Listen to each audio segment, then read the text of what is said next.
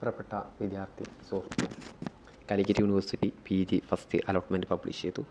ഇനി വിദ്യാർത്ഥികൾ കാത്തിരിക്കുന്ന ഒന്നാണ് community quota reporting. Community quota റിപ്പോർട്ടിങ്ങുമായി ബന്ധപ്പെട്ട് നിങ്ങൾ അപ്ലൈ ചെയ്ത സമയത്ത് നിങ്ങൾക്ക് അനുയോജിച്ച കമ്മ്യൂണിറ്റി കോട്ട കോളേജുകൾ ഉണ്ടെങ്കിൽ ആ കോളേജുകളിലാണ് കമ്മ്യൂണിറ്റി കോട്ട റിപ്പോർട്ടിംഗ് ഉണ്ടാവുക. അത് എയ്ഡഡ് കോളേജിൽ മാത്രമേ ഉണ്ടാവുകയുള്ളൂ. അപ്പോൾ എയ്ഡഡ് കോളേജിൽ അപ്ലൈ ചെയ്തിട്ട് നമ്മുടെ കമ്മ്യൂണിറ്റിക്ക് അനുസരിച്ചുള്ള കോളേജ് ആണെങ്കിൽ മാത്രമേ ഇത് ഉണ്ടാവുള്ളൂ. ഇപ്പോൾ മുസ്ലിം വിഭാഗത്തിലെ വിദ്യാർത്ഥികളാണെങ്കിൽ മുസ്ലിം വിഭാഗം നടത്തുന്ന എയ്ഡഡ് കോളേജ് നിങ്ങൾ അപ്ലൈ ചെയ്ത സമയത്ത് കൊടുത്തിട്ടുണ്ടെങ്കിൽ അത് അതിൽ ഉൾപ്പെടുന്നതാണ്. ഇപ്പോൾ മുതൽ കമ്മ്യൂണിറ്റി കോട്ട റിപ്പോർട്ടിംഗ് ഓൺലൈനിലാണ് ചെയ്യേണ്ടത്. സ്റ്റാർട്ട് ചെയ്തിട്ടുണ്ട്. അതിന് ഞാൻ ഡിസ്ക്രിപ്ഷനിൽ കൊടുത്ത ലിങ്ക് ഉപയോഗിച്ചുകൊണ്ട് അലോട്ട്മെൻറ്റ് നോക്കുന്ന അത് ഓപ്പൺ ചെയ്യുക.